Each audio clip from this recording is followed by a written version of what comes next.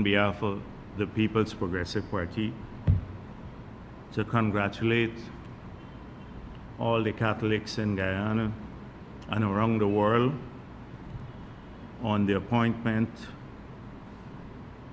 or the election rather, of a new Pope. Cardinal Robert Prevost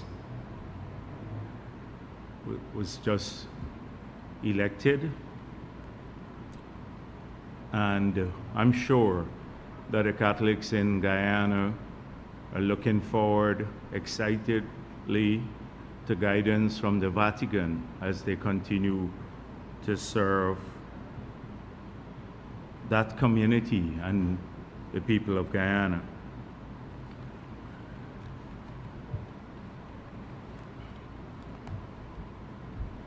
In the past couple of weeks, I have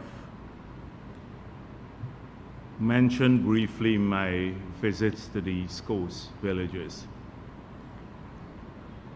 And last Sunday, I continued those visits. I visited and had in 3 weeks, about 20 bottom house meetings in the East Coast villages. And it's important when you go to these community meetings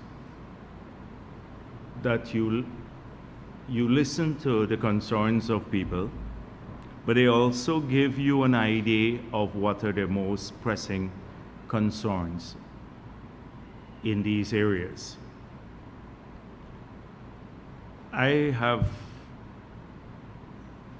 not heard any major concern about employment or lack of jobs, which used to be a major issue when I attended community meetings, bottom house meetings in the past.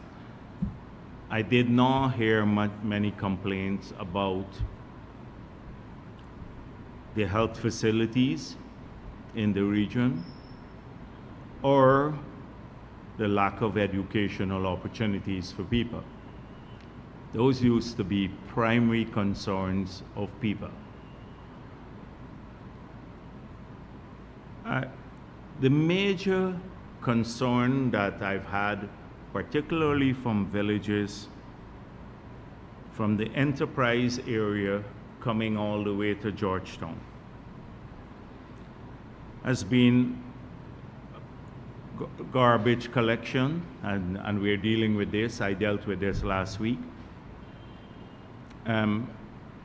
The state of some of the drains, the internal drains, and I outlined how we are addressing those by increasing the subvention to the NDCs and giving them a mini excavator.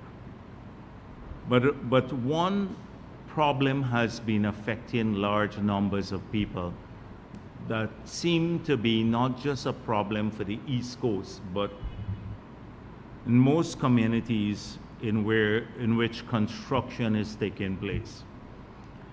So on the East Coast, although it may not be visible to many people who live on the East Coast and around the country, there is a significant amount of work being done at the back of the established villages.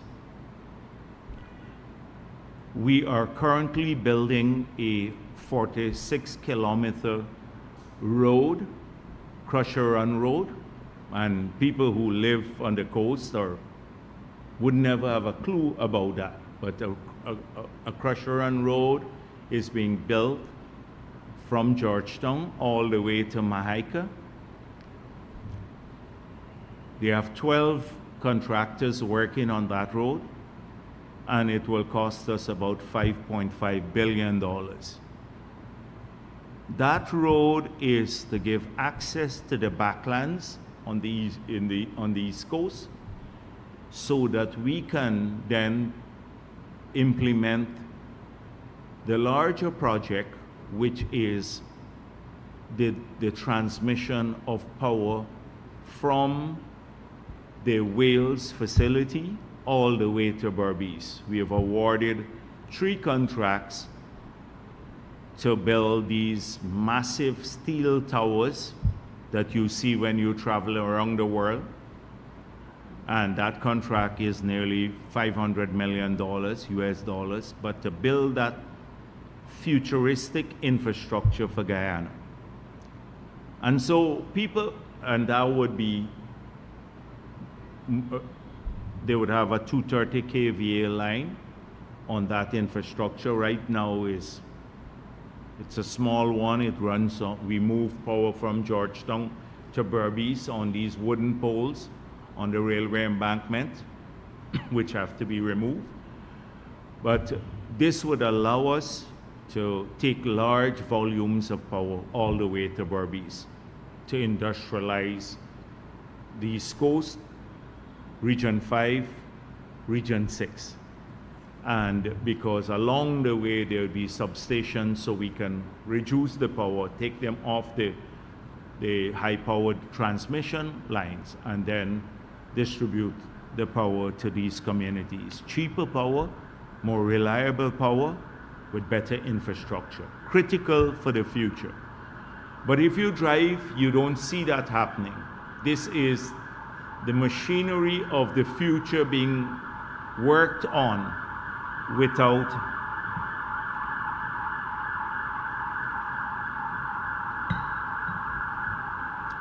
much fanfare. But the work that's taking place there is creating problems for many of the villagers, and I'll come to that in a minute. Then at the back of the East Coast, we also, consistent with our promise, to develop 50,000 house lots. 18,737 house lots have been allocated to individuals on the East Coast. Of those, 15,933 still, we have not completed the infrastructure work for those house lots yet. It's ongoing now. So people have an allocation letter, but we're spending $52 billion putting in the infrastructure now so people can move into those communities. There are about 40 contractors working on these projects there. So you can imagine the amount of sand, loam, and material that has to go through the East Coast villages, the established villages, to get to these new projects. And this is creating a problem for some communities on the East Coast. Major problems for some, others not so much. So what the ministry did was they designated some access through which the contractors will transit to the backlands to develop these projects. Crucial projects for the future, but their construction is causing some discomfort to people. So there are some access ways, like in Lusignan, LBI, in Enterprise, that most of these trucks use. There are other communities too, along the East Coast. Now the people are up in arms because of the way the trucks operate. But the reason I'm talking about this is that it's not a problem unique to the East Coast. It happens in almost all of the communities where construction is taking place. So the people who live in these areas understand the need for development. But they're upset with the way the trucks operate. So this was a major concern that arose on the East Coast. So yesterday, I convened a meeting with all of the contractors who are working on all of these projects. And the minister was there, Minister Colin Crowell, and the traffic chief. And we made it clear to the contractors that we'd hold them responsible for the way the trucks operate in these communities. So I want the people on the East Coast to know that the instructions are quite clear, that when these trucks, we're going to now put speed limits, low speed limits through the villages, which the police will now, they're going to mount these almost immediately, these signs up. Then just behind the villages, when they get to the backlands, the speed limit will go up because they wouldn't disturb anyone there. The trucks are required to close the tailgate both ways, when they're full and when they're empty, because the tailgates, when they leave them open, they just clang all the time when they go over sometimes the speed humps and disturb people. They're required to cover the trucks so that the dust doesn't affect people. And where necessary, they're required to keep the road damp. That is to soak the road. It's all part of their contracts. So the police will now enforce these provisions. But we're not going to hold the truck drivers, we're going to hold them responsible, but ultimately it would affect the contractors. That's why I met with the contractors to see that they should, to insist that they should enforce this provision on their drivers, or even if they're subcontracting the work out. So I want the people on the East Coast to know that this is what will obtain. And it's the same issue for those who live on the East Bank and other communities. We're going to be doing the same thing for all of these communities. We can't stop the development work, but at least we can alleviate some of the concerns of the residents when in the construction phase. Some of the communities also ask for speed humps, especially where schools, their roads are next to schools. I've also directed the Ministry of Public Works to look into this. So those communities that require the speed humps should call Public Works. Now we do have some problems there too. When I was in Enmore, there was a big fight over, one group wanted speed humps and another group said too many speed humps. So of course we have to balance that issue. These were some of the key issues that I found on the East Coast. The next complaint was derelicts on the side of the road, in the communities and on the public road. So these are going to be removed. Now, for those people who have been keeping their old vehicles on the side of the road, and they still want them, remove them. Because if you're not going to remove them and you still want those vehicles, we're going to come and take them away and dump them. So don't say you have not been forewarned, because people are just fed up with a number of individuals who have been doing this, just throwing anything they have, any old piece of iron, or conducting business on the roadside and leaving all of these derelict vehicles there. So I thought I should start today because this is an issue that we've been hearing a lot about.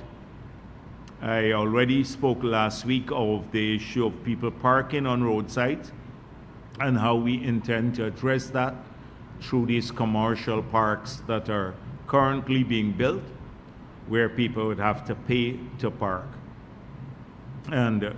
But that will come on stream shortly. I want to return to, since we've been talking a lot about ideas, and I want to return to to the suggestions made by people through the manifesto. If you look at these, we have, I just give you an idea of what we have received so far, and we've had to remove duplicating suggestions. But this, like large numbers of input we have had from people right across the country, from the indigenous communities, from the coastal areas. People of every race, every class have been submitting suggestions for the manifesto. And we really appreciate this level of participation. And a lot of the suggestions are great suggestions. Some are very small things that can vastly improve the way we work. They may not make its way into the manifesto as a policy, but trust me, a lot of them would be implemented because they're really great suggestions coming in, and these are citizens of the country who have been engaged in this process. So I want to applaud all of those people because they take a lot of effort into making these submissions. But as we've been doing at several meetings, the President has been doing this himself and many ministers. We are speaking of the future. So we believe that people must know what to expect in the next 5 years. They have already seen what we have done, the fulfillment of our promises. They can go around and see the country is changing, and they have physical evidence of that change. But many people want to know what's going to happen in the next 5 years. We're the only party that's talking about what will happen in the next 5 years. No other party has defined any plan for the future. And that is why they are engaged now in trying to polarize the country because they really don't have any plan to talk about. So I want to return to a couple of things that have been, because I saw some of the suggestions coming up again that we had spoken of earlier. And this is the introduction of the blockchain technology in fighting corruption and promoting greater accountability. Now, the blockchain technology, I spoke of this in the past, is what powers digital currency. And so it's almost tamper-proof. You can't go back and change codes that are from the past. So we have to use this technology in some places where we have had complaints about tampering with public records. The land registry, for example. GGMC,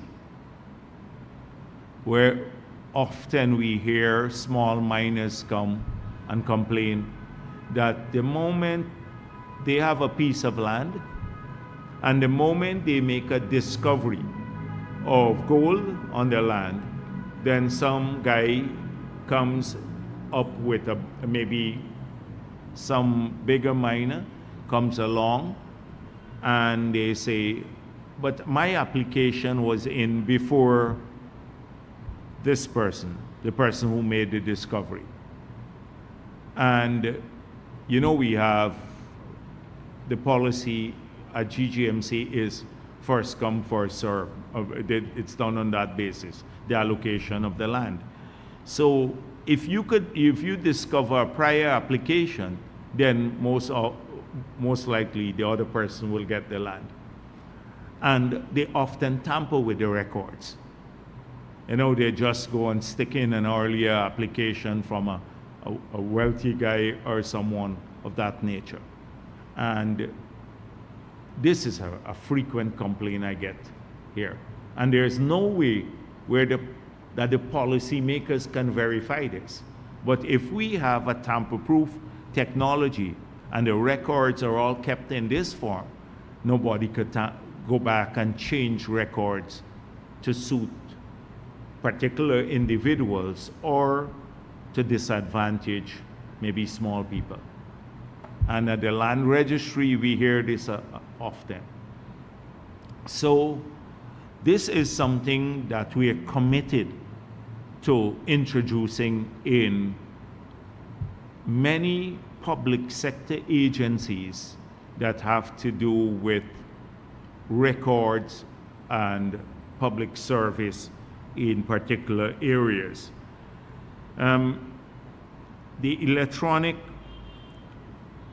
patient's health record system is being worked on now.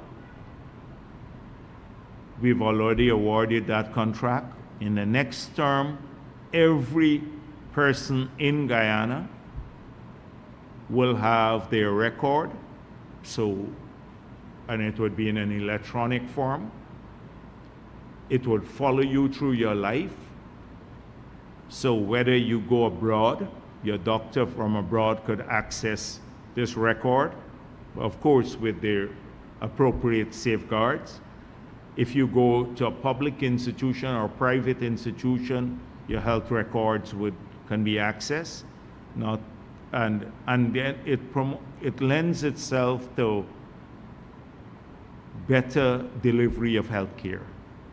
Of course, that is why we pass privacy laws, to ensure that people's records and the content of their records doesn't get into the public domain, because there'd be serious penalties for people who release people's medical records. But this is a crucial piece of work that has been awarded and is advancing now, that will change the way we deliver health care to some extent in the future, apart from what the other things we're doing now, which is improving facilities and management and getting more personnel and getting more medical, the drugs in the hospital, etc. All of those will be the combined package for the future. But again, this electronic patient's health record system is moving faster. There's been a big public support for cameras and e-ticketing systems and a lot of that. The police using more technology in solving crime. I've seen some criticism of the camera in one of the editorials. But wherever I've gone, like on the East Coast villages, people are saying, when are the cameras going to come to our communities? We just don't want them on the highways. We want them everywhere in our communities, because we have a lot of petty crime, in some of these areas. We don't even report some of the petty crime, but we want the cameras in our communities. So there's a massive public support for this sort of thing. And I can assure you, like I said it on the East Coast villages, as soon as we're covered, the highways and the command centers are built out, then all of the villages and different wards in the city, etc., in the towns, will get these cameras along with street lights, because 100,000 of those are now being procured to go into all of these communities to focus on security. But I just wanted to come back. And the e-ticketing is gaining public support because no one can request a bribe. You can't negotiate with a camera. So if you're a politician or you're the commissioner of police and you speed, you'll get the ticket.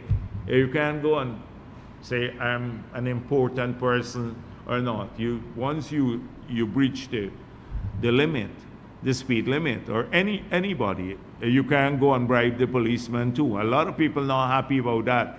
They will want you to stop bribery and everything else, but then they're saying, you know, you shouldn't have the e-ticketing system. It's going to expand, and it will cover more activities.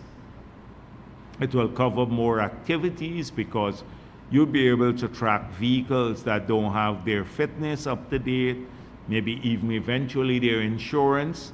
So from the time you move past a camera, they would flag all of these things. You don't need a policeman any longer to stop you on the roadside, etc. You just get, you know, a ticket at home. So I know people are not happy with this because they've been receiving tickets and they say, oh, they call me and they said, I wasn't speeding. And then you have the vehicle there and the exact speed at which they pass the cameras. They don't lie. So using that system more to hold in law enforcement, apart from the cameras, but for traffic management, will be vital. And then also in the next term, we have to ensure that we have a foolproof way of addressing the public concerns. Like the 911 system must work, and it must work in a fashion that it holds people accountable. We intend to, at the police stations, if you make a call to a police station, then the call gets recorded there and gets kicked to another national system where it gets recorded. So later, a policeman can say if they're in Wim or in Buxton, I didn't get this call, I didn't receive it, because it's recorded somewhere, and the content of the call would be recorded.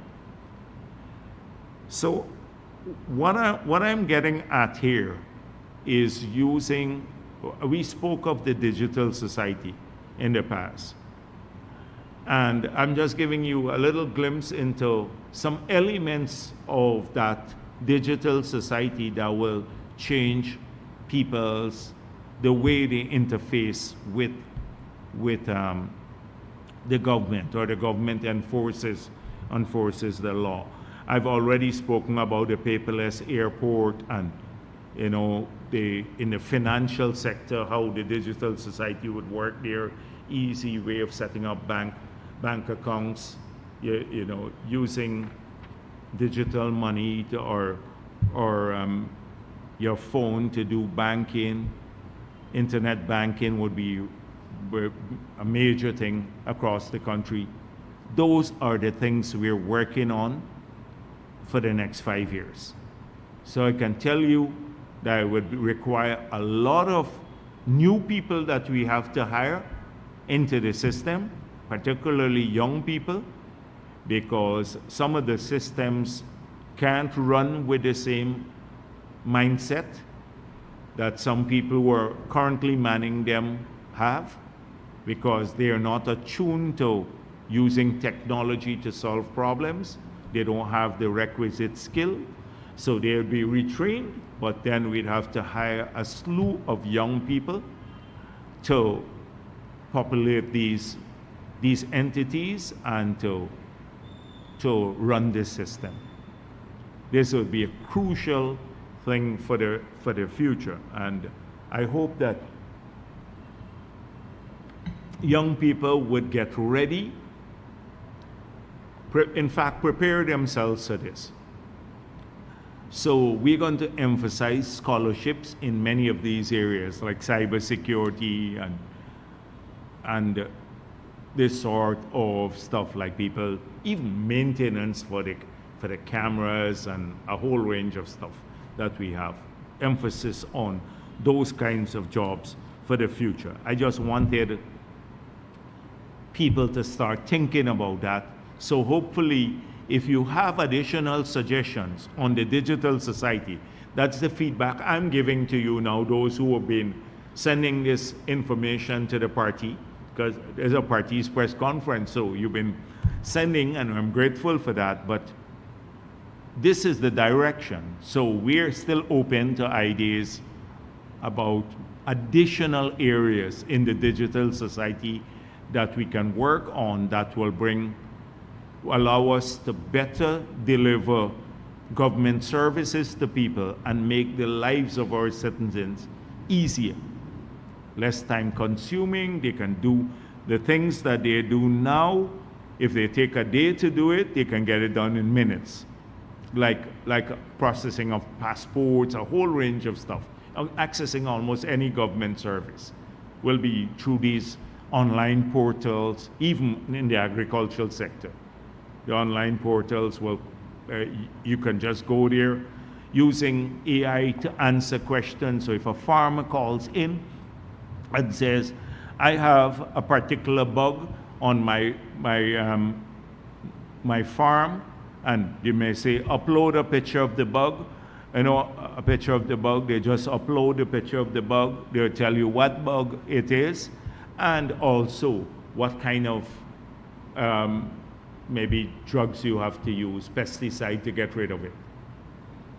So that sort of thing, where you now have to hunt an agronomist who might have to come and visit your farm and check what kind of, bug you have or what kind of infestation, that could be eliminated.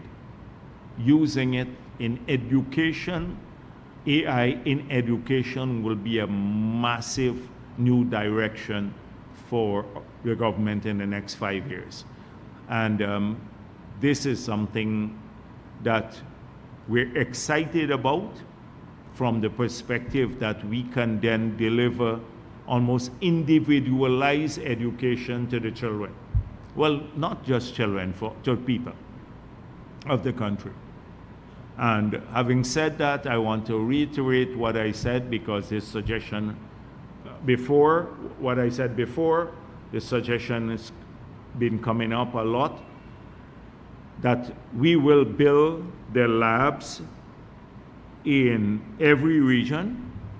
We'll build labs in all the regions, so that those who are doing technical scholarships on the GOLD program, that they don't have to move physically to Georgetown to do the labs, because it's very costly. And this is all in keeping with our trust to reduce the cost of funding education from parents. We've already done it by making university education free, paying for the CXC and CSEC, 8 subjects. The children grant, we're exploring also how we can assist with transportation in the future. But this is consistent with that theme. So if you're in Essequibo or you're in Linden, you don't have to come to Georgetown and rent an apartment to go to UG, because on the GOLD scholarship, you can do your labs. You'd have a lab just in Linden, or one in Anna Regina or somewhere along the Essequibo coast, or throughout all the regions. So you can do all your labs there and then do the tutorials online. So that will happen too. The president has been mentioning a lot. He recently met with a group of people, and he reiterated this point about the development of commercial areas, small commercial parks, for want of a better word, in communities right along the coast and maybe even in the hinterland. So we've had 2 sets of complaints. One is that people have polluting business in the communities that they want to move out. I spoke of that last week. And some people want more recreational commercial areas in their villages, especially if they're big villages along the coast. So take, for example, the area at Hope, next to the school, Hope School. We had intended to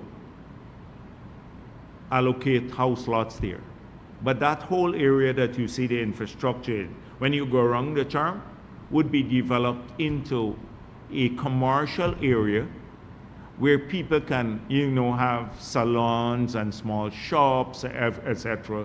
So they can go there. You don't need to establish the business like maybe in Dutch Fort or Hope or one of the other areas. You can easily go into the commercial area in the evening along that area of the East Coast. They have activities right into their communities.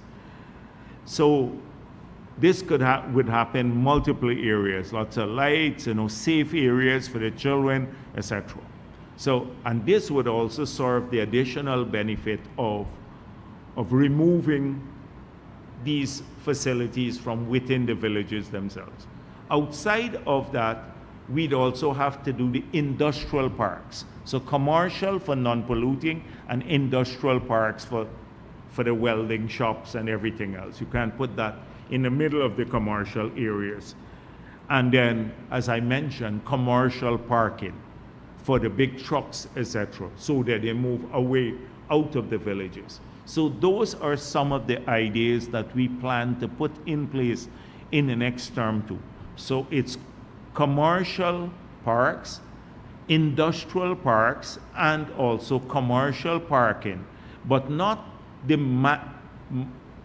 mega ones like we're doing at Fowles or like we did at Eccles, but mini parks in these many of the smaller communities across the country, so that they can solve these problems and give people a lot of recreational opportunities right into their villages back around the country.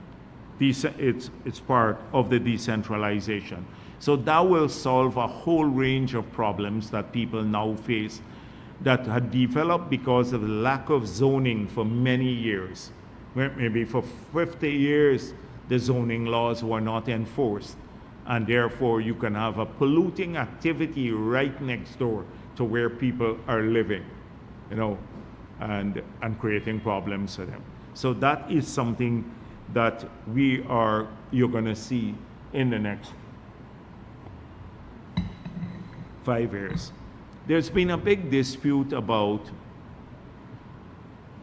recently about underprivileged people. And so I wanted to address this matter when I speak of the exploitation of the tragic death of Adriana Young. But recently, some people have been speaking of, first of all,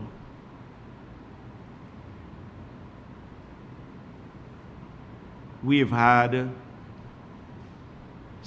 I spoke of this before, a number of people who we believe dishonor this child's death and life, and their family made it clear too they don't want violence by engaging in violent activities and looting, beating people up, stabbing them unprovoked on the street like the homeless man, all in the name of justice. So I was pleased that everyone condemned it, including the opposition parties. They said, and disassociated themselves from this. Then they blamed the PPP. They said the PPP had planted people to do this sort of activity using the 10 days workers. Now, another group within the opposition is saying that the people who did this were disadvantaged and underprivileged people, and that the failure to address them is somehow a failure of the PPP's governance, in office. So let me make it clear, first of all, that these individuals have nothing, they're not PPP plants. If they break the law, I don't care if they claim they're PPP or not, but I know that many of them were mobilized by the opposition, who then distanced themselves from them when they got into trouble. But whether they're PPP or not, I support strong enforcement action against anyone who broke the law. I support that. So a few people, very few, may be caught up in the protests unfairly. But the majority of those people who are charged and before the court, there are video evidence of their transgressions, them breaking the law, looting or harming people. Now, they have to be dealt with in a single way, with the full force of the law. Nobody is immune from strong legal action.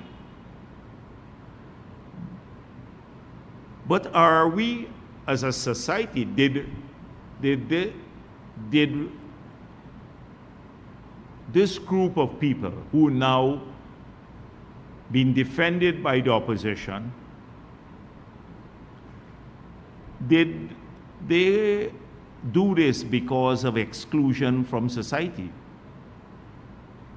That's the question. They seem to blame the PPP for their exclusion from society. So clearly, we have to do much more work to reach poor people. But if you talk about underprivileged people and poor people in this country, you have as a duty to trace, and you blame politicians for it, you have to trace the evolution of poverty and the evolution of wealth creation and opportunities historically. And the People's National Congress, and AFC, have had control of this country. They ran this country for more than half of the period since independence. They are 28 years in office. Then they had another 3 years from 2012 to 2015 when they controlled the parliament. And then they had 5 years as a government. So what did they do for underprivileged people and poor people in Guyana? In 1992, in 1990, as I pointed out recently, 89%, it is 7% of the population was living under the poverty line. The Ramprakash study that they commissioned through CIMAP showed that 87% of the population living below the poverty line. That's a study that they commissioned in the early 90s. Sir Alistair McIntyre said we were in 1990, his report, we were poorer than Haiti. So you didn't only dispossess or made poor a small group of people, you made almost the entire country poor. That is your track record. people of every race, not just a couple of guys who were robbing people. You made everybody poor. Public servants were pauperized in that period. When we got into office, the minimum wage, on which most people were around the minimum age, was $25 a month. You recall the period, if you ask your parents, etc., you would find out that the public servants were busy trading. They were used to go to Trinidad and buy little things in suitcases and come back into Guyana. Couldn't survive in that period. So we took that country, no middle class, no housing there in that period. They'd stopped building houses. People didn't have jobs. We were burdened by debt. No drugs in the hospital, the destruction of all the infrastructure. And by 2015, we had a growing middle class of people of every race. In fact, a fairly large middle class, but lower middle class. We had people starting to get wealthy again. We had fixed the finances of the country, made it solvent again. So that was the record of our 23 years in office. I'm not going to go through it there. People started owning things once more. We had a Diamond Scheme built, Eccles built, Amelia's Ward expanded, Block 22 in Linden expanded. I can list the number of places. Sophia, that was a squatters settlement. We started putting in infrastructure in Sophia, etc. People started owning things. They started getting jobs. Then you got back into office. 5 years. Where was Nigel Hughes or Cathy Hughes? At their press conference, they're talking about these people are dispossessed. And that is why they behave in that criminal manner. But what were they doing? Cathy Hughes was a minister. Nigel Hughes was chairman of the AFC.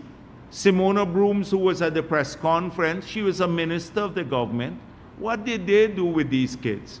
In fact, more people started losing jobs again. The same people that they're talking about lost jobs again. They lost welfare. And since we've come back into office, now we have labor shortages. So if any of these youngsters want to be trained, we have gone out, we have publicly said that we will pay for every training, from Gold Scholarship or the Tech Voc training, we'll pay for them if they wanted that. 2, they can find jobs now. These youngsters can find jobs if they want to work. I was in Success, and the people said to me, these boys hanging around on the ball field here all day, they don't want to work. And I said, I can find work for them. They said, oh, they don't want to work. So they can find work, they can get a government opportunity to pay for training, but it's the APNU that don't want them to be trained, because this is an army of people that they can mobilize and then to do their bidding and then disassociate themselves from them again. They're not interested in these youngsters to change their lives. They only want them to remain in a situation where they could be mobilized. And that is why they constantly, like Dave Ferguson said to people, don't apply for the scholarship, you're never going to get it. They don't want the people, you should be in your base saying, make full use of the scholarships. It's like I didn't see Simona Brooms fighting for scholarships for these guys that they say are dispossessed, who are looting, etc. They're not fighting for scholarships when she was a minister or to train them. In fact, she got I don't know, $50 million for her 2 kids who were not Guyana scholars. They got scholarships for her own children. Cathy Hughes was busy awarding contracts to herself, to her own company. What was she doing with about these kids? So now they blame the PPP. Now more people are being trained under the PPP. When I went to Ling Avenue, we got 62 of the young ladies in that community to go through the BIT program for training. You ask how many of them went to Lane Avenue in the 5 years and got anybody to be trained. We got a lot of youngsters from those areas now under the heavy equipment training program. In many villages, in Sophia, we have done this, and across the country. We've been making an effort to get all of our people. So it's good. We will continue to work because we can't lose these youngsters. It's a problem across Caribbean societies and maybe globally, where we're losing more men. The women are making more progress in society. They're enrolling, they're finishing primary schools, secondary schools, university, and the men drop out. And we have to make an effort to catch them. So we have to make a serious effort. Even when they go into prison, we have to try to rehabilitate them, like we're talking about compulsory schooling in prison and all of that. And the idea is to catch them even before they get into prison.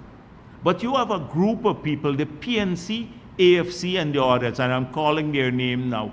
They want these kids to remain. This is a pool of people that they can mislead constantly to carry out their bidding. And then they abandon them like they did now. They said they're PPP people. So they show up, they're all gone to prison, or a lot of them have been remanded to prison. So it's disingenuous, it's disgusting that they would blame us for this. We have made an effort, an outsized effort to include people. And their failure in government and even out of government, they don't even service these youngsters. They only go there around election time or to mobilize them for these activities.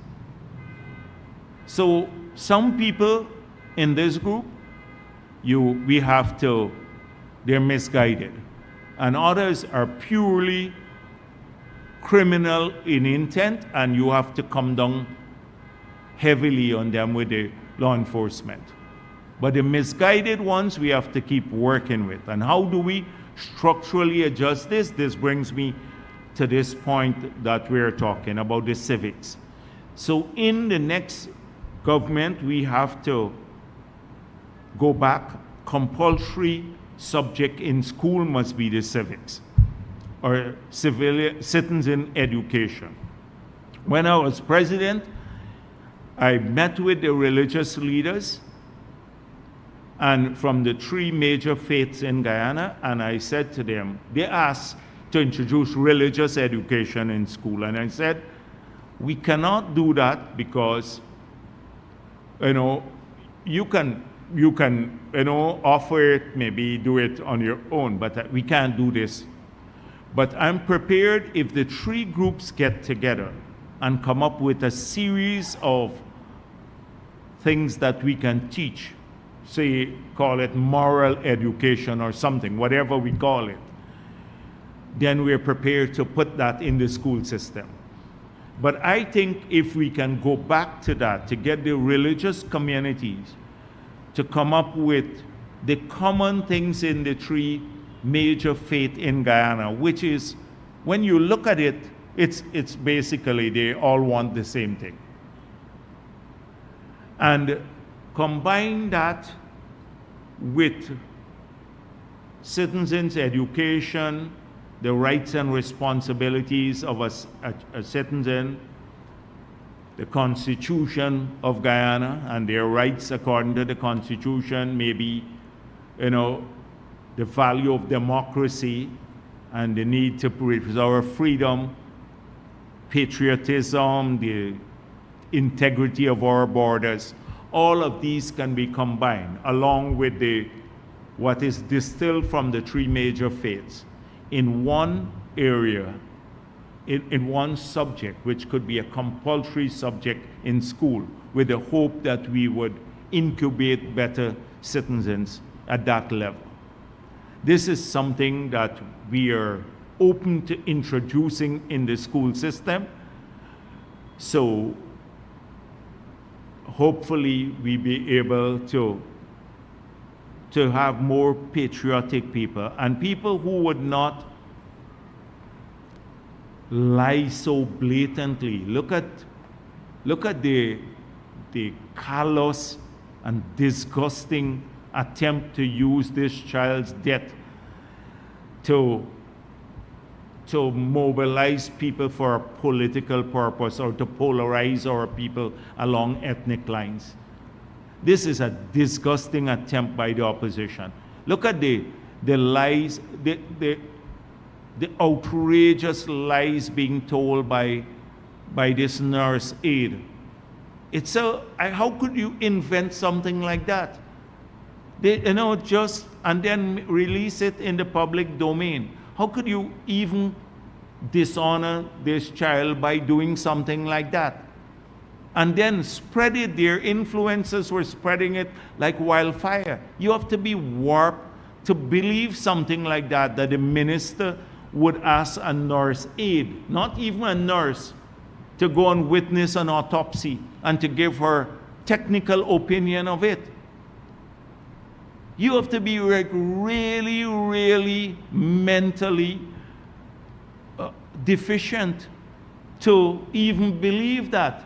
The nurse aide, you qualify for a nurse aide because you can't make it as a nurse as yet. You don't have the requisite qualification. But the minister would ask you to give a technical opinion on the autopsy. The three pathologists are there, trained 12 years of their life, 15 years, thousands of autopsy combined among them. And you give an opinion, the minister wants your opinion. And people imbibed it, they spread it like wildfire. And that's why, I believe it's got to be the same people who actually believe that APNU won the 2020 election. I saw someone post that.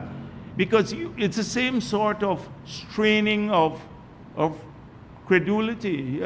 It is really something. And then a lawyer, a mediocre lawyer at best, not a prominent lawyer, suddenly can pronounce that the death is a result of a homicide,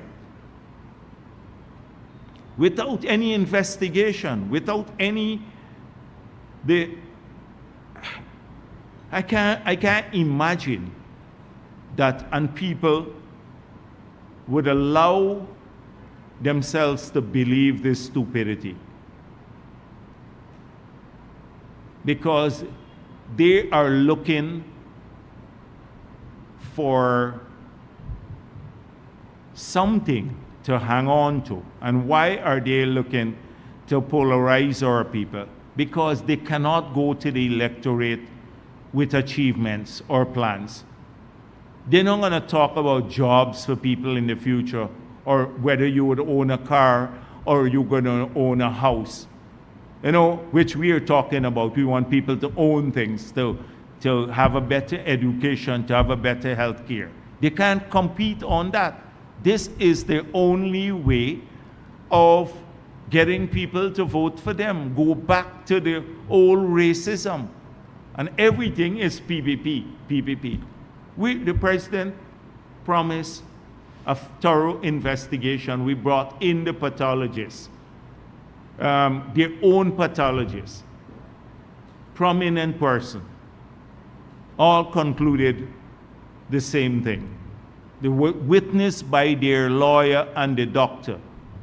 And then they turned because the family lawyer and the family doctor came out and spoke professionally about what took place there. They turned on them because they are looking, and these are the trolls and the PNC people. That's all they're looking for. You can say nothing that will satisfy them. Not a single thing would we able to do. You can bring anybody in the world, 100,000 persons to investigate the matter.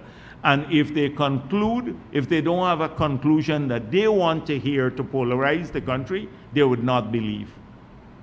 This is what's turning into a fiasco and dishonoring this child, using her politically. Now, we all were concerned about it as a country, every one of us.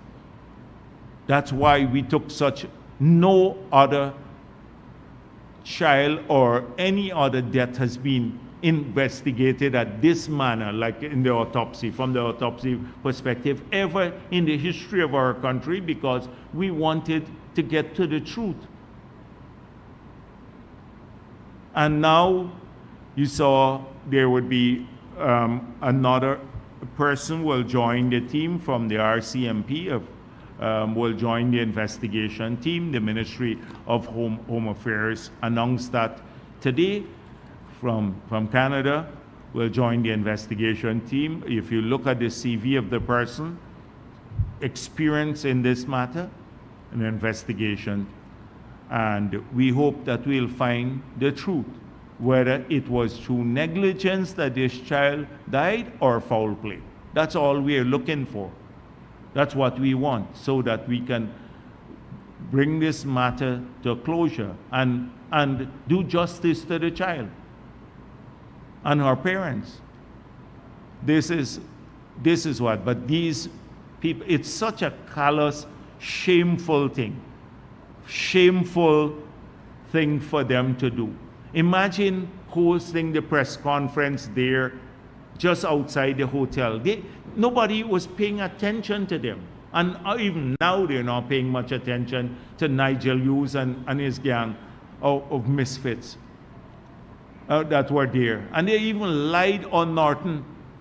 You saw Cathy Hughes lying blatantly. That is the typical AFC people. They lie all the time. Remember, Patterson said he had the SOPs that showed they won?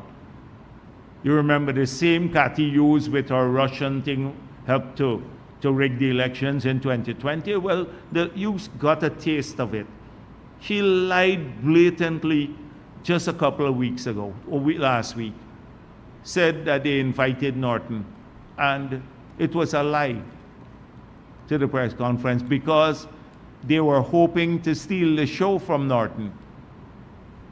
So if he had gone there, maybe Norton would have taken over. This is what it's all about. Nothing to do with this. So my point is that when you talk about, when the AFC speaks about dispossessed people and poor people, examine your own party's track record of what they did to alleviate poverty.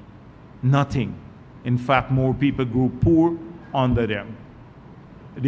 Almost all the progress that we've made since the 60s, when Guyana used to be the Singapore of the Caribbean, has been made under the PPP, because your years have been spent at decumulation of wealth, pauperizing of our people.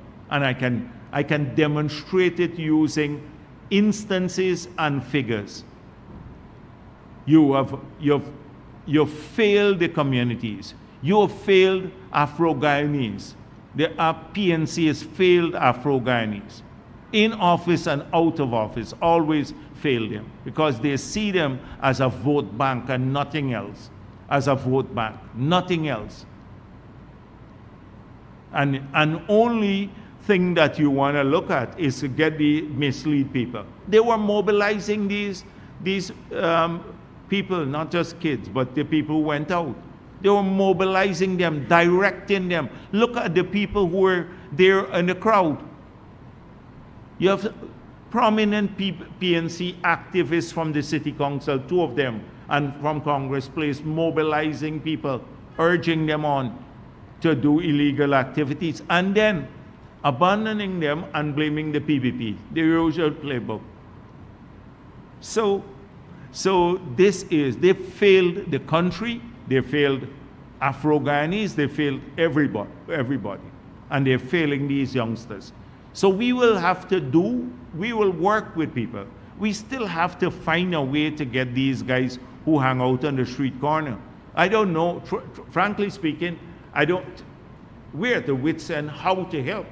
Because you can find a job for someone or get them trained, but how would you, if they don't want it, because they find it easier to rob somebody, like in the villages on the East Coast. It's not just an All Boys Town phenomenon or a Georgetown thing or among Afro-Guyanese. Now, it's in a lot of the Indo-Guyanese communities too. There's a group of youngsters who don't want to work. They complain about no work. In my village, you have a lot of people. I've seen they complain, but they don't. If you find work for them, a number of them come to me. They don't want to. They don't want the regimentation of work. They want to just hang out and maybe work 2 days. They don't show up elsewhere, to work, and then rob people. It's not just something for government, it's for the churches and everybody else to work with these youngsters. So we have to find a way of embracing them and working with them. But if you commit criminal acts, you burn people's property, or you beat them up, or you stab them, or you loot their stores, you got to go to jail, because that's a criminal act. That's a criminal act. And look at the lies again that the PNC would tell. Now, there is this man, the man issued a statement, Glenroy Fraser. So they're trying to say, and they've been attacking the judiciary all the time, and the powers in the judiciary remain silent. They attacked the Chief Justice a couple of weeks ago, Norton himself, and now another magistrate. So they said this Glenroy Fraser, a PPP activist, created the impression he was part of the protests and the looting, and that Sonia Parag talked to the magistrate and got him released after he was remanded. They put out a statement. Now, it's true that Glenroy Fraser from Belladrum was on our list at local government, and he's an activist of the PPP. But the matter that he was in court, this is what he put out, his statement. He explained it. This is what, I'm going to just read a little part of what he said. Well, outside of the outrage at the press release by APNU, I wish to make factually clear and to avoid any doubt, the matter I have before the Weldad Magistrate Court is separate and completely unrelated to the illegal protests and unlawful activities that occurred in West Berbice on the evening of April 28, 2025. As a matter of fact, I have an ongoing court matter since September 11, 2024, with Ivan Reynolds, a known PNC activist who struck me on my head whilst I was conducting my itinerant business at Belladrum Secondary School. He had an old matter there before the court. And then they went and lied on him, the PNC, and the magistrate might have remanded him because of that old matter, and then his lawyers got involved. This is what they're saying, oh, the PPP got their activists who was part of the protest released from remand, lying on the man. This is the typical PNC way of working.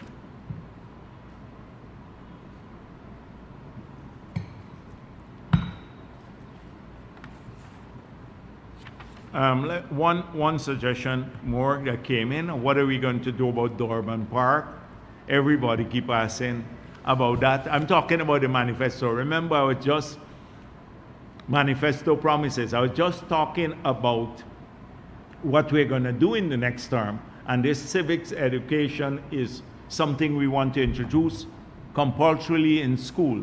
Hopefully it would tackle, some of the issues that we have, that people would not spread their lies so quickly on social media or believe their lies and be so gullible. Now, some people you can't help. They would spread their lies for political reasons. A lot of the PNC activists, etc., they do it.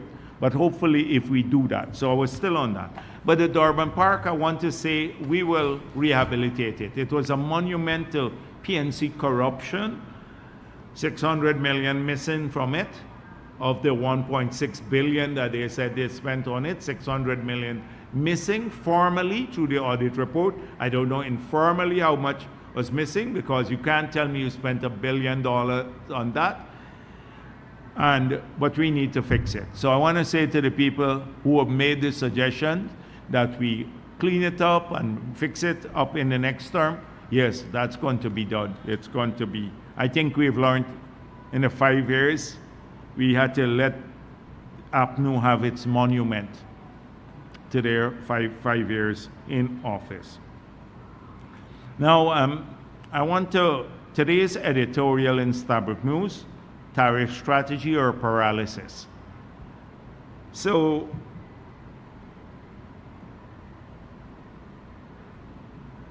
I had outlined to you the approach that we intend to take on this matter.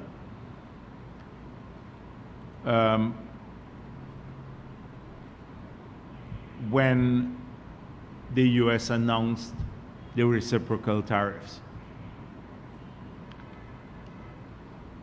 I met with the exporters and I said to them, we intend to engage the US administration because we believe that we have some very strong arguments why this tariff should not be applied to Guyana, given that the tariff was calculated on the basis of the trade surplus which we had with the United States of America. They applied the standard formula for all countries that had trade surpluses with the US, and as a result of that, we were stuck with this reciprocal tariff of 38%. I explained how it was calculated here at the press conference. I told the reporters that we're hoping to get this removed. We'll be working with the US administration on this, and that should we not succeed, we have explored a number of measures that we intend to pursue that would allow our exporters to still remain competitive in the United States of America. None of those measures that we spoke of has to do with retaliation against the US. So this is the Stabroek editorial.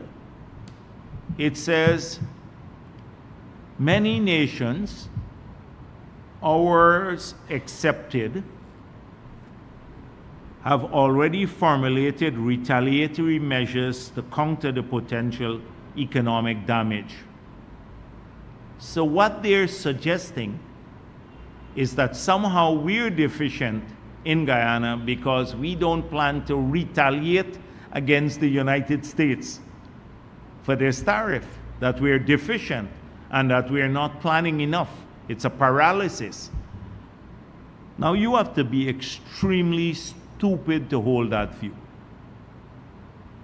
How could a country like ours, with a bilateral trade that we have with the United States of America, plan retaliatory tariffs against the United States of America as one of the menu of measures to address this matter. Everything has to lead to one conclusion: cooperation, working with the US to overcome this. Not retaliation. What are you going to retaliate against? Even the big countries in the world fear this. The Mexicos, where they have massive trade surpluses, fear this. Mexico, Canada, the European Union. They're cautious with retaliatory measures. And they want Guyana to pursue retaliatory measures. This is the Starbuck News editorial. And we are deficient as a country. And the PPP is deficient because it has not planned its retaliatory measures and told the Starbuck News what they are. Because we have made it public. This is when you get to absurdity. And every week we have to deal with this absurdity that passes off as knowledge or erudition. We have to deal with this on a weekly basis. And Guyana was initially identified as one of the worst offenders. That means we had a huge trade surplus with the US. That's made us a worse offender. It's ridiculous. By the way, Minister Ashni Singh had a good meeting with the US Trade Representative, Ambassador Jameson Greer. He was in Washington, and he had a good meeting discussing our views on this matter. It is the quiet diplomacy that we'll work through, and working with the US government so that they understand why the trade surplus arose. It's mainly because of our export of oil, and most of that is from Exxon, a US company. So that is the approach we will take, not planning retaliatory tariffs. You know, even China is cautious about this, but Guyana, you know, they have $1 trillion economy. I don't know who writes this sort of editorials for the Starbuck News. Sometimes really. Now, since we spoke last week, the IMF has gone to the board. Remember, they issued a statement that we had a good management of the oil and gas sector last week. That was the summary of the document, and also at a press conference that they had in Washington. That's what they, when asked, they spoke of that. Good management of the oil and gas sector. Well, the report was tabled, the entire Article 4 consultation, and you would see they also tabled with the Article 4, the staff report, a debt sustainability analysis.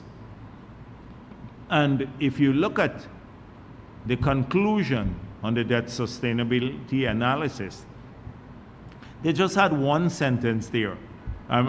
In fact, they have many sentences, but I just draw your attention to one sentence because it responds to all that we've been hearing from all of those people who've been saying the debt is unsustainable, and that we are saddling future generations with an unsustainable debt. So we have pointed out we have some of the lowest debt to GDP ratios in the world, and also that we're using just a fraction of our revenue to service that debt. unlike the past. We pointed this out before, but the one sentence that I wish to draw your attention to, it says total public debt has fallen considerably since 2020. Has fallen considerably, and they measure debt to GDP ratio. So that sentence there would answer all the critics.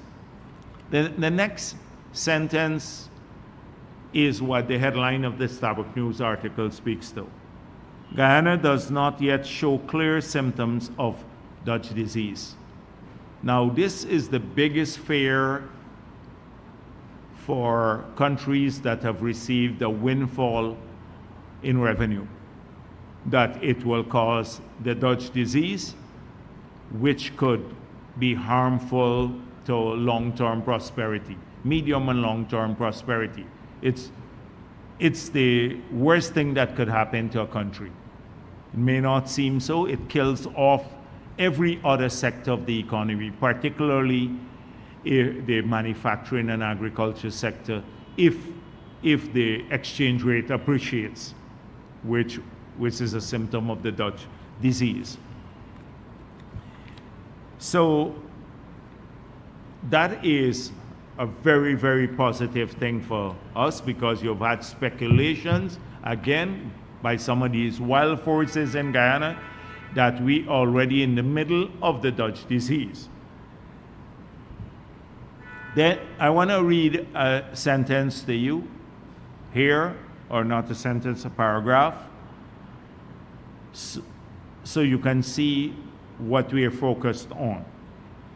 It added that going forward, the government should continue bolstering its Dutch disease mitigation policies towards, one, developing and implementing medium-term fiscal framework to smooth spending. I'll deal with that in a minute. And two, supporting the diversification of the economy, including export diversification strategies and the expansion of the manufacturing sector through structural reforms and investment programs, while enhancing productivity in non-oil tradable sectors by improving business environment, including through investing in resilient infrastructure, ensuring reliable and affordable energy supply, investing in human capital, and strengthening governance. A long sentence. So for all of those who have been critical of our approach to the economy and our management style, we've already made it clear that this is precisely what we are doing. First of all, we have developed a medium and long-term framework that shows our fiscal deficit coming down significantly. So I see Jordan in the Stabrook IMF cites fiscal deficit. I gave an explanation to that already. Why the fiscal deficit will come down over the medium term. Because all of the capital projects that contribute to the fiscal deficit now, and the fiscal deficit are around the same levels like they were under APNU, but they were not constructing anything, slightly higher, but the fiscal deficit now is caused by the massive capital program that we have been embarked upon. So when we finish building the highways which we're building, or the power plant, which are all on the budget, or the bridges, say the bridge across the river, they come off the budget. So that means immediately the fiscal deficit shrinks. So when we have built out the schools and the hospitals and the road network and the power plants, etc., the fiscal deficit, we don't need capital expenditure on these issues. It will cause a massive reduction in the fiscal deficit, but we would have already built out the infrastructure. So we've laid that out already. Two, our economic diversification program is in full swing. And this is This is supported by what they said, the IMF said, that the real non-oil GDP expanded by 13%, reflecting a solid base performance across sectors. So it means that the non-oil sector is growing at 13%, which is massive by any standard. Some countries are not growing at 13%. Most countries in the world, if they grew at 5%, it would be high. Our non-oil sector is growing at 13%, and the oil sector is growing even more. But that is deliberate because it reflects a policy for keeping the economy diversified, which is one way of fighting off the Dutch disease. And I'm not going to go through much more here. I just want you to look at it, but read it with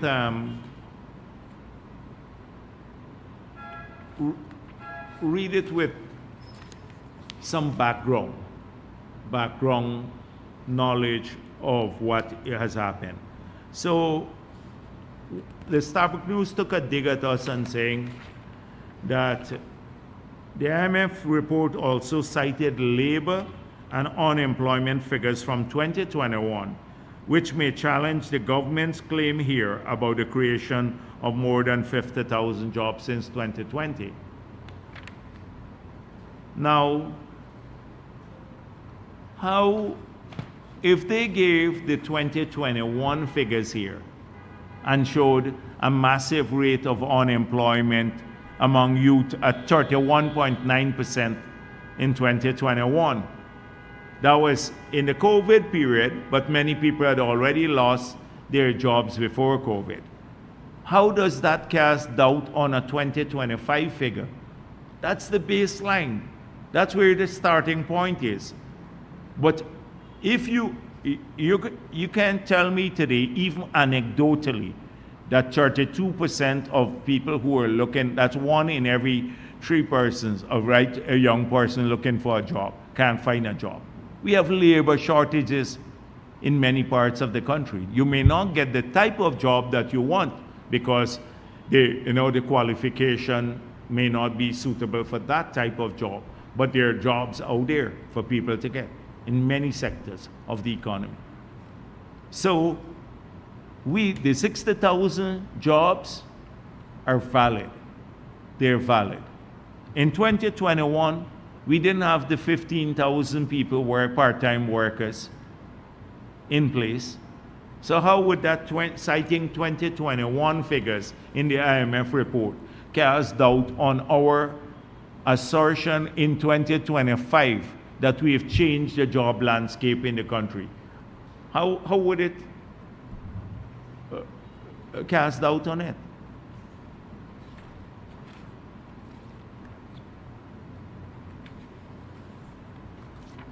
And the last point I want to make is that they said that the share of agriculture in overall GDP shrunk. And also, how are we arguing that we're diversifying and promoting agriculture if its share in the GDP, the non-oil GDP, shrunk? Well, things are not static. So you have massive expansion in the construction sector. You have a massive expansion in services. If you look at the hotels being built, etc. So they grow. Now, agriculture investment by their very nature is a long-run type of investment. So you're not going to see the supply response immediately for agriculture. It takes time to create a sector. So take, for example, corn and soya industry. We've just put in the infrastructure. We put in some basic infrastructure. They've now started up. It will take us another 3 years before, or 2.5 years before we're fully self-sufficient. So last week I explained the lag between investment and policy and output. Often people don't look at that, and that sort of analysis has to be done here when you look at the lag effect of many of the policies that we are putting in place. So I'm not going to go after Jordan. I'm giving Jordan a break this week. But Stabrook quoted him liberally there. I think I'm going to end there. Yes, thank you.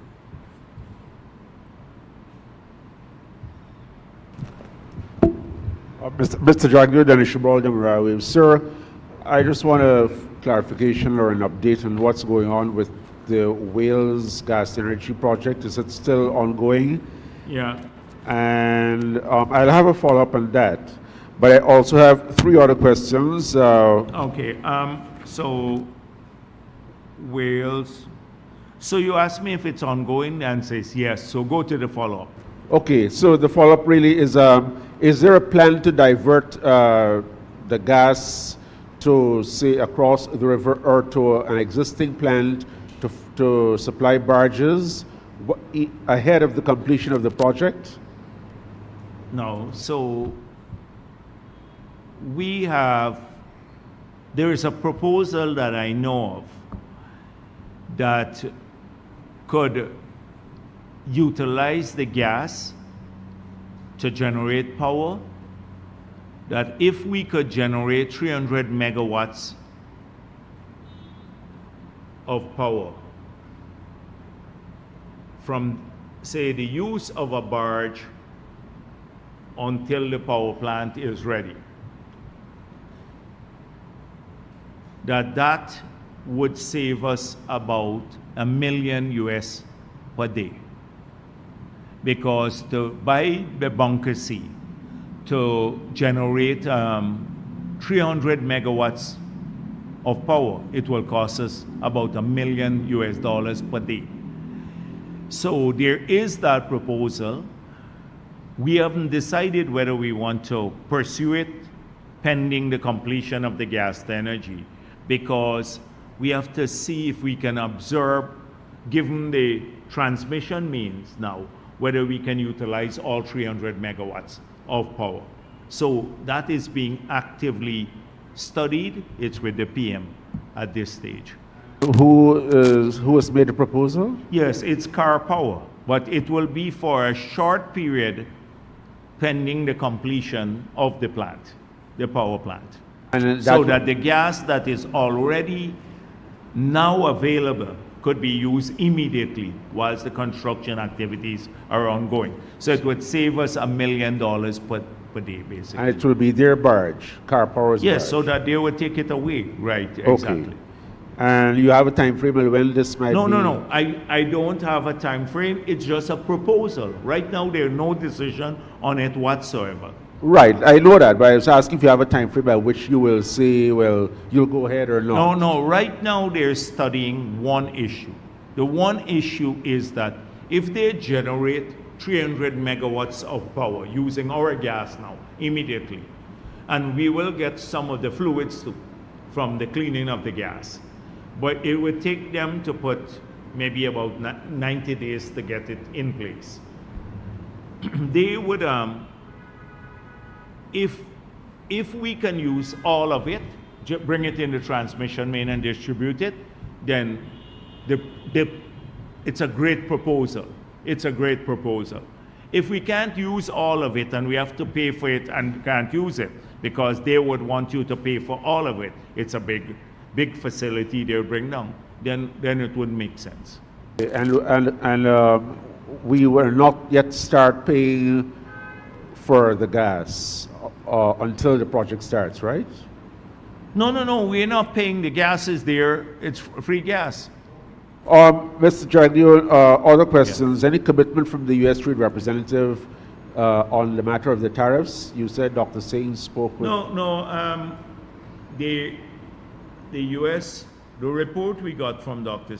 Singh is that the US understands how the deficit, the surplus arose.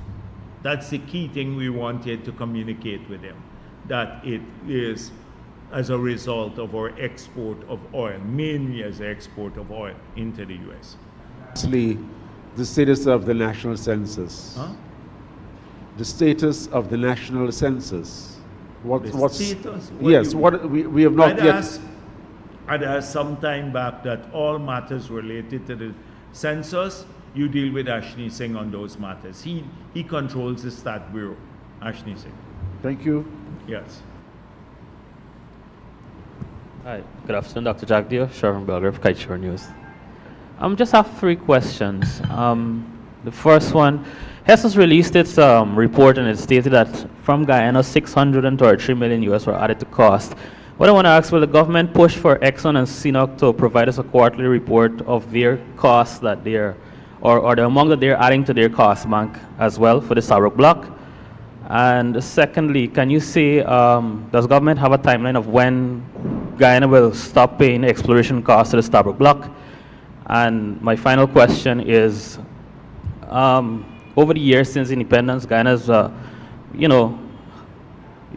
foreign investors have been coming and have been taking out our natural resources. Can you say if Guyana has been fairly compensated over the years for those natural resources, which includes gold, bauxite, and recently oil? Okay. This is a Glenn Lal question, the last one. So I'm sure he gave you this one because this is his pet thing. So one, let me tell you, I don't know, I see him, the new presidential candidate, then a long time I didn't speak about him. So I was on a radio program and I think there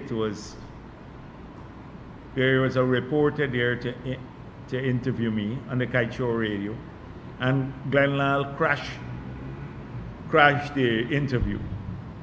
So he had something before him, an iPad, and people were sending him the questions. So he had a hard time even asking the questions. But he brought up the same question. He brought up two things.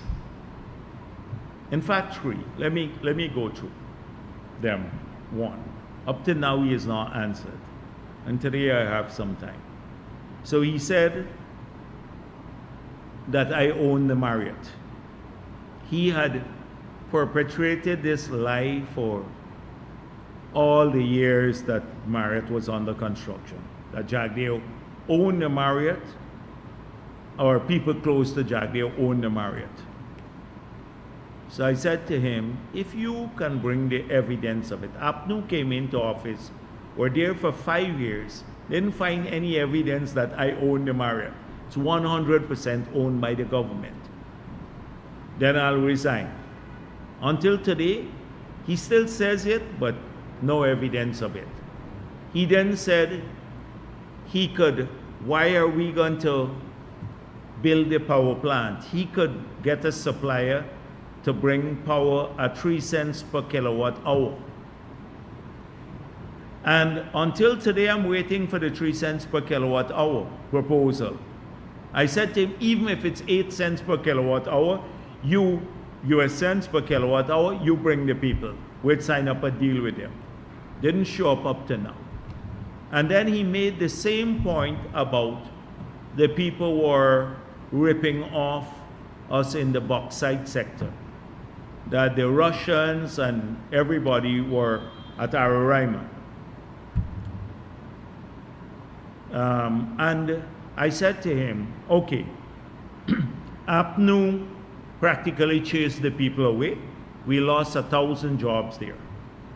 Any concessions that the Russians had, or any foreigner there, first of all, it was Alcoa, Reynolds, then the Russians. Any concession they have, we'll give you twice as much. You go today, take that, since you think it's a money spinner, and you just rehired 1,000 persons for us. He didn't show back with any such proposal. But he runs down everybody what concessions they get all the time. Ask him what concessions he was seeking when he was building the newspaper. And I don't know if he still has the land near the industrial estate. He still has that land there that he got for other purposes. That's a land that's an industrial estate. He put his media outfit there under the government. What concession he got? So I hear this all the time from people like Glenn Lal. He runs down everyone else.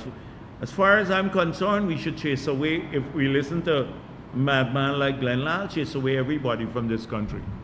On the same program, I asked him a couple of questions. I said, at that time, our total deposit, aggregate deposit in the banking system, that's all of our savings, every Guyanese, companies and individual, was about $5 billion US. One of the FPSOs would cost you $8 billion, just one. So if we had to take all of our money that we save in the banking system to fund one FPSO, we couldn't even fund it. How do you expect us to produce the oil then? Up to now, you can't get answers because he operates out of the realm of rationality. He operates in a outer space sort of realm. And that is why you can't address these concerns. You yourself had asked us to release all of the contracts that we had with the big companies, the mining companies, because I guess you were encouraged to do that because you thought that the concessions were outrageous and they were variable. One got one set of concession and another got another set or more concessions. You found that they're standard agreement that we have. You saw it. It was released in the public in the past. 2 years now, it's been in the public domain. So this is something we have to deal every day with. It's people who don't have any responsibility, who can own a newspaper, fabricate lies all the time, do whatever they want. They don't have any responsibility for people. I'm general secretary of a political party. When we go out there, people used to ask us about jobs when we were campaigning.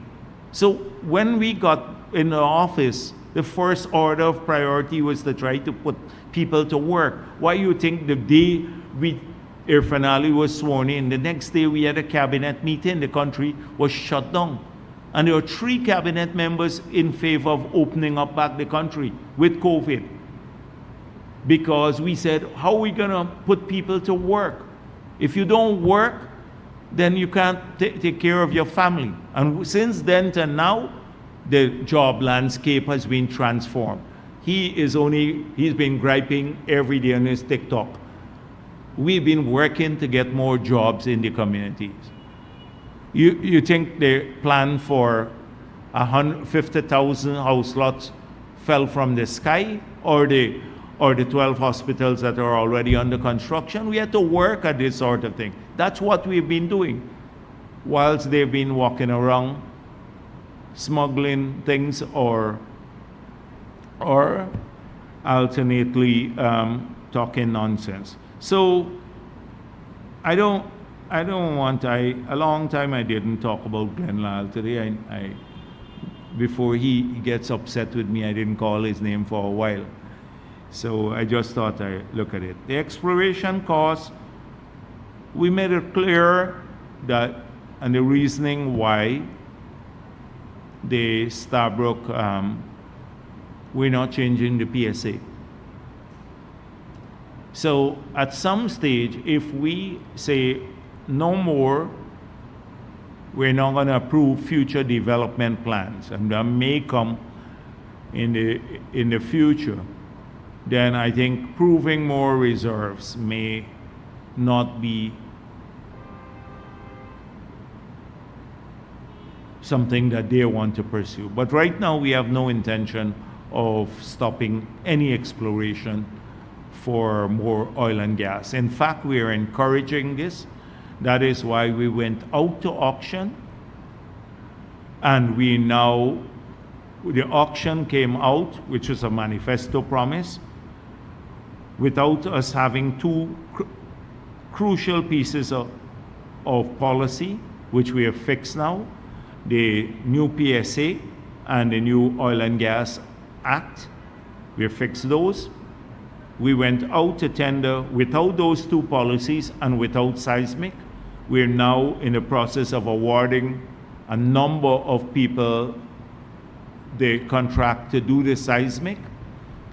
And so the next time we go to auction, we'd be able to hopefully have a good auction, and then to resume exploration simultaneously in several blocks, because we need to prove more reserves.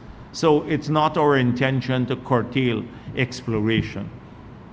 And when the exploration activities go on, it also feeds back into the local economy, because the people who come in to do the exploration, they have to utilize the services of the country, and they have to procure things from our people through the local content law. So it's related back to local prosperity.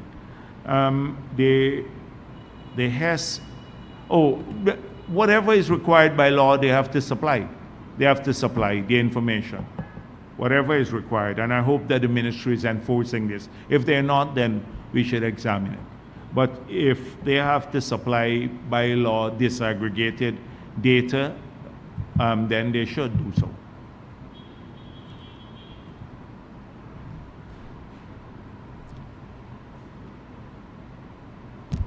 Good afternoon, Mr. Jagdeo. Good afternoon. Milton Granum from Stabrook News. Can you say on the Marriott Hotel, Palm Court, also Integrated Management Group is their name also, they had submitted an offer of 85 million, I think it was, Yeah. which is pretty attractive. Can you say if the government is considering selling to them, considering that the highest bidder had passed away? Yeah, Also, they should have been the negotiation with the second rank bidder, but I don't think any report has come to us. I've not seen any report about how those negotiations are going, and whether they started and how they're going. So NISIL, if they're pursuing that negotiation now actively, they'd have to report to us. But right now, I don't think it's a priority of the government. Also, on the taxes, Marriott doesn't pay any corporate taxes. Can you say why the government continues to support this organization? Marriott, so you mean the hotel? The hotel? But if you followed what I said, one of the reasons why we have all of these new hotels being built, which would be great for Guyana and for jobs in the hospitality sector, and it would transform our ability to host large events. So there are about 11 or 12 hotels under construction now. And the reason we got there is because as soon as we got into office, we put out an expression of interest, notice for expression of interest. We got several responses. Then we met with a number of people, and we changed the incentive regime. So now any hotel, not just the Marriott, which is state-owned, any hotel that is being built would have a 10 years tax holiday. They have duty-free concession for all the material as well as the furnishing, etc., for the hotel. And I think we've even considered the waiver of the withholding tax on their payments. So if they have to make payments abroad, we remove the withholding tax on those. And that, as a result of that, we've seen this massive influx of investment into the hotels. So it's not just Marriott. It's a standard policy. We go with standard policies. That's why you don't have to come into our offices to negotiate your incentive regime. Once you're in the sector, you go across to Go Invest or GRA, the technical agencies, and get the concession. We're not like the city council. You got to go and sit in the mayor's office and work out a deal. And that's the same thing with mining that the Kaichor News, when we released the document, showed. There are standard policies. So once you're in the sector at a particular level, this is what you get.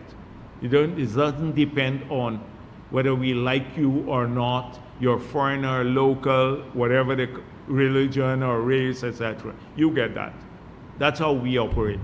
And so the other hotels will get it. Their 10 years tax holiday. Yeah. Dr. Jagdeo, Shukwan Gill, DPI. Two questions on your comments on the digital society. First of all, you mentioned the blockchain technology being implemented to target or combat corruption in some agencies. Is that an initiative that has already commenced, or that is for the next term? We have several proposals now. So it will require quite a bit of work. We have not contracted anyone to do that work as yet. We just contracted the one with the patient, electronic patient record system.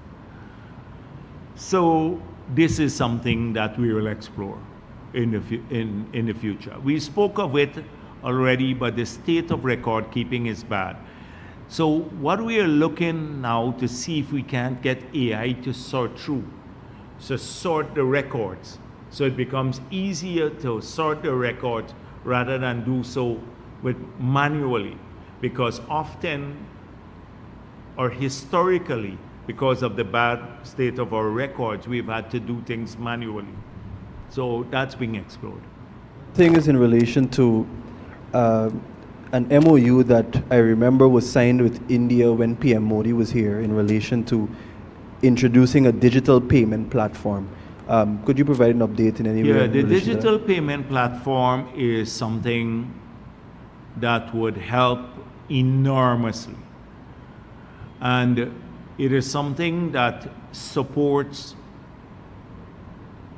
the bigger goal of financial inclusion, financial literacy, and financial innovation, which we had outlined already would be a huge focus of the next term in office. So a lot of the banks now are developing their own platforms. Many of them, we've been pushing them to introduce people-friendly forms of interfacing with their customers, and that includes like internet banking, etc. The central bank has to lead to ensure that we have proper clearance systems. And the central bank has to almost force some of the banks to go this route, because some of the banks are happy with the state of affairs. So that is something we are working on the payment platform, which could help in so many ways. Not just all, like we already spoke about NIS, we spoke about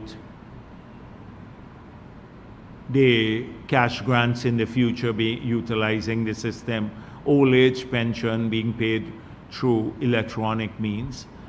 And we also mentioned about the new instruments we want to put in place. So fintech or financial technology is something that would be huge. I don't want to go into, I'm trying now to resist the urge to go back and into a long explanation on it, because when we're gonna have this public consultation after we've collected all of this information on the manifesto. So we'll make some major presentations on these sectors that you will see that would outline it in its totality, what our plans are. So often here we just give little snippets of some of the things because it takes a while. I don't want to bore people again by spending another half an hour talking about fintech here. Good afternoon, Kimal King, Vice President. Could you give an update on when exactly we can expect the offshore oil blocks to be issued? Earlier during the energy conference in February, we heard that the government was coming to a point where about 3 or 4 blocks it was going to issue. You need to, these are routine things, so I don't know where we are now. You should ask the ministry. They should be able to give you an update, because I think they were ready some time ago with one of those to move it forward, but I don't have an up-to-date report on where they are now with those. Okay, I also wanted to ask about the... We've been very lenient, to tell you the truth. We've been very lenient because some of the blocks involve local people, and we were really bending overboard to try to accommodate them. And we're still trying to do that too. Well, the thing is that the wait seems very unusual when you look at how quickly some countries conclude their auctions, and this has been taking quite a few years to... So let me give you I started off by giving that explanation with the hope that it would serve as an indicator of where we're heading. So clearly we had a manifesto promise that we will move away from the old method of allocating oil blocks, which was if you make an application, you get a block, to a new system for awarding blocks to people. We said we'll do so transparently through an auction, a public bidding process. So we went out and launched the auction. We said, before we allow the auction to conclude, we will supply to those who are going to make bids 2 documents. 1, a new PSA, and 2, a new Petroleum Act. Because the policies in these 2 documents would influence the quality and the nature and the bid price. So the new PSA said, if you were bidding now and you didn't have a new PSA, you were bidding against what was there in the Stabroek block. That would have been the impression in the bidder's mind, that they would have to pay a 2% royalty, zero corporate tax, etc. We changed that to a 10% royalty, a 10% corporate tax, and 65% used for cost recovery. So clearly that was a material change that would have influenced the bid. We didn't get that done in time. It took a long time. We couldn't close the auction. The auction became protracted because it took us some time to develop that policy. We did it in an iterative manner. The reason it took us the long time is because we had to study all the regimes internationally to see although we were getting more fiscal benefits, we didn't want to put ourselves in a range where we became non-competitive with those countries that were seeking investment dollars for the oil and gas industry. So it took us a while to get that in place. Secondly, the law dictated, the law changed a number of things.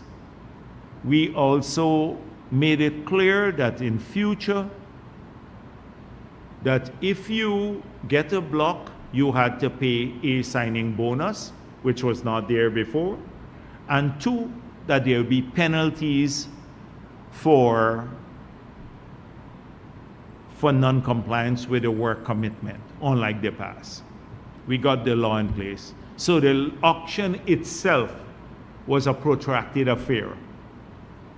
Normally, auctions will go in short periods because people have information and they have a settled fiscal regime. We were still evolving our fiscal regime and the framework. So the auction itself got protracted. Then we got some bids. Most of the bidders were newcomers with no track record. One of the bids was more serious. Maybe two of them were serious bids from people who had some experience. One of those had issues with some of the provisions, the non-fiscal measures there. So we said we were accommodating those. And I think we can, and we want to move forward with them. The others, 2 blocks went to local groups. And we've been working with them to see if they can come up with the signing bonus and meet all of the obligations there. The reason we didn't shut the activity down is because the next auction that we intend to pursue, we're going to have several more properties, including the ones that were not taken up by this auction, the CGX properties, as well as the relinquished area on the Exxon. So the next auction, especially if we cut the blocks into small areas like we did under the past auction, we'd have several properties to put out.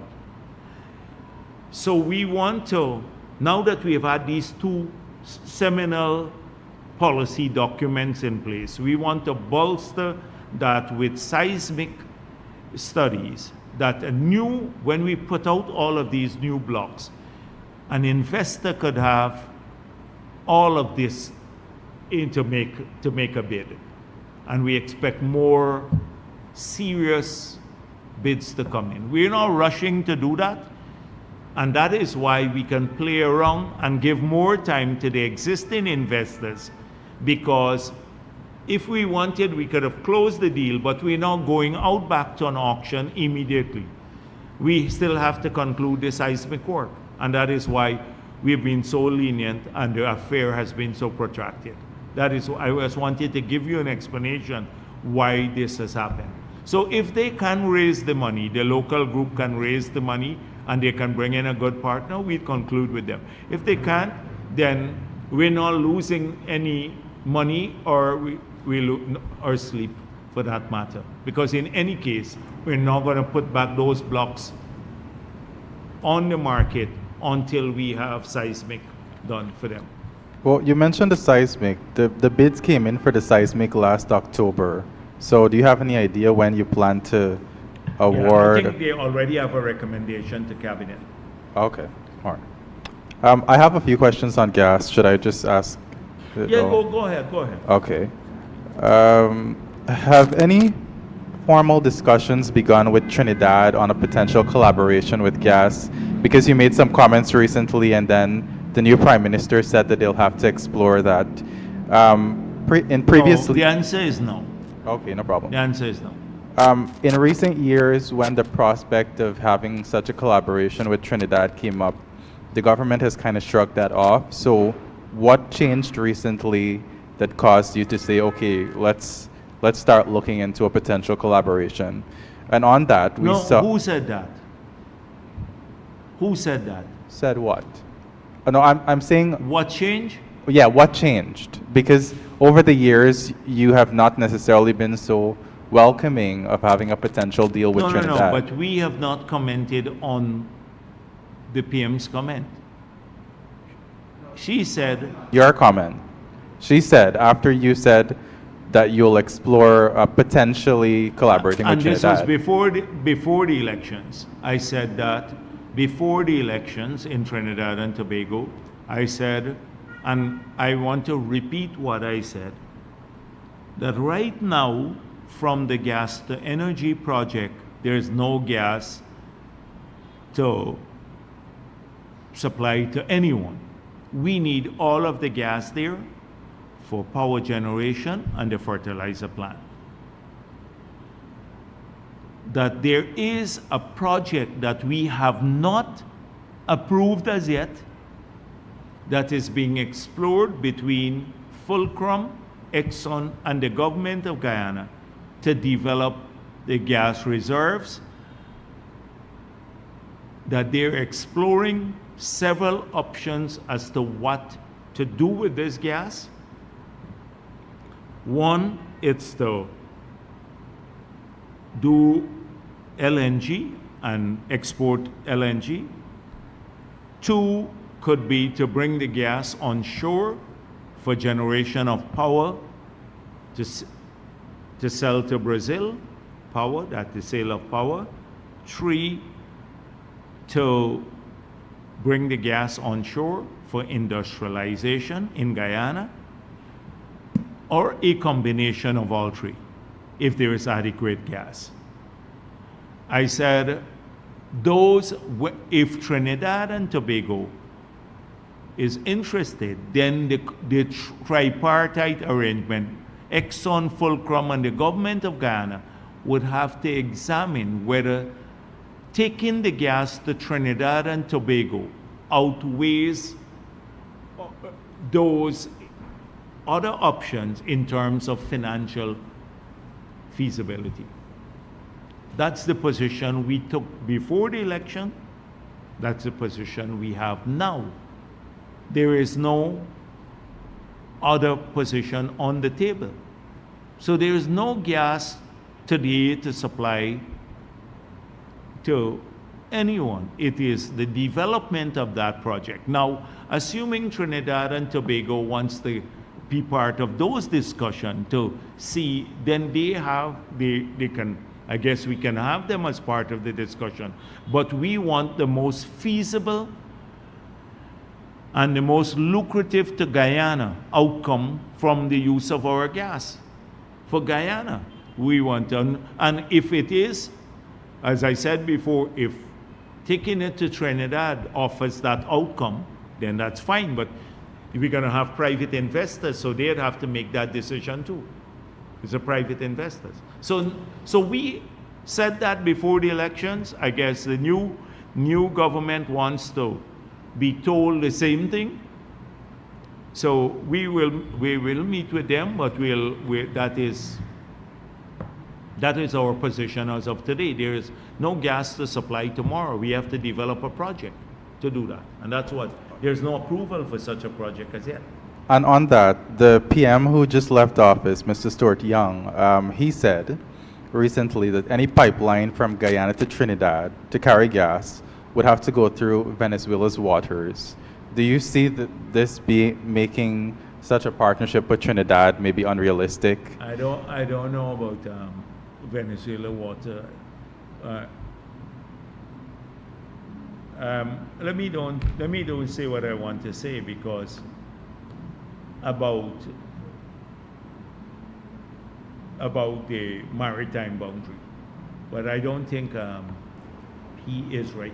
Okay, so when we spoke in February at the conference, you said that Exxon committed to giving the government news on their gas development plans by the end of March.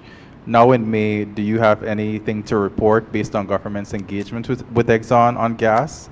And while at Offshore Technology Conference in Houston, Alastair Routledge said that the gas reserves are dynamic. So Exxon is not necessarily going to give a number when asked about the quantity of gas.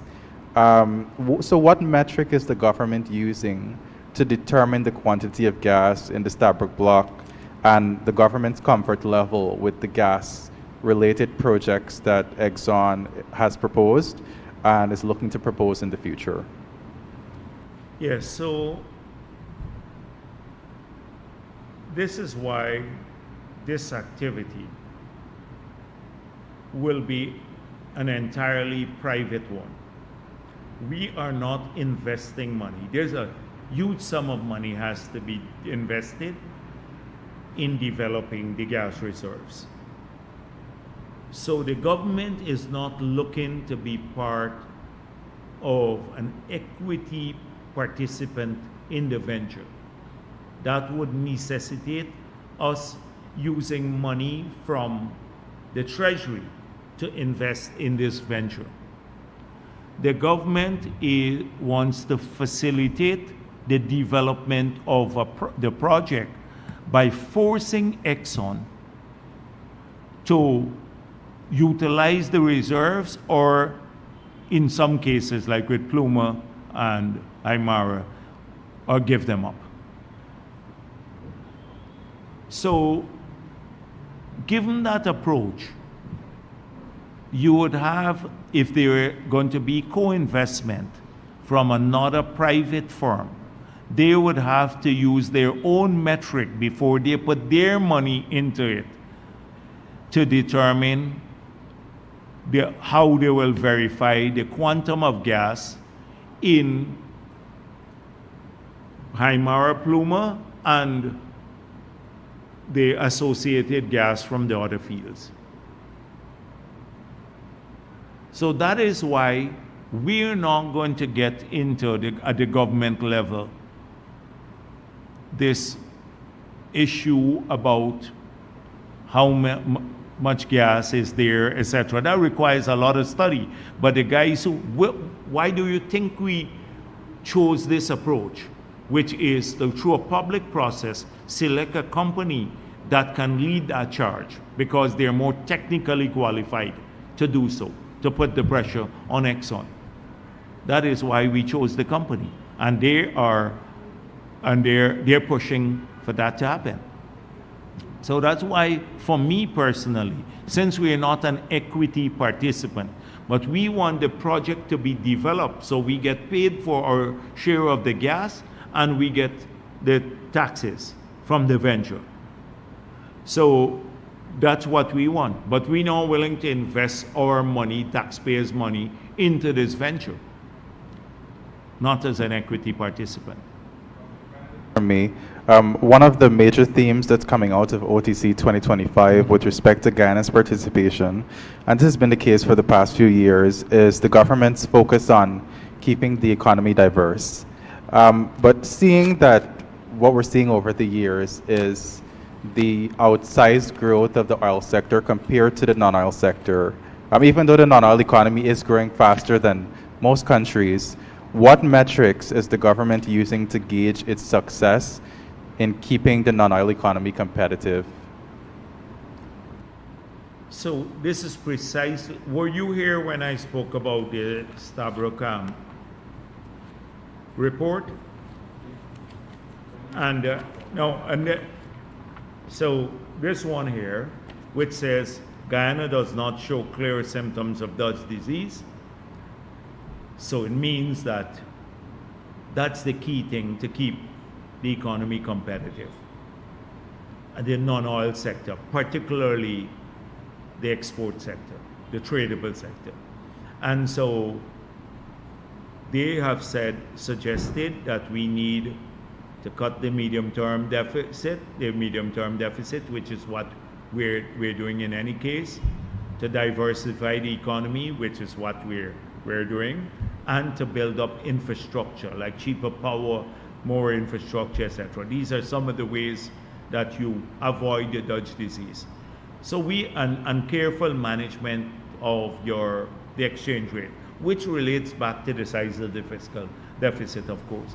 So if you look at this, and they spoke about the robust growth,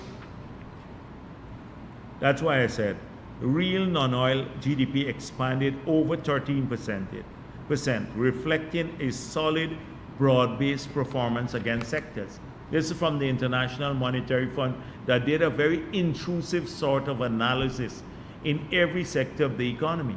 That's their technical report. And then they spoke about inflation too. They said that inflationary pressures remain moderate, driven mainly by internationally determined food prices. You just read the report and you will see, you get answers for everything that you asked me there, because it speaks specifically to that issue. Yes.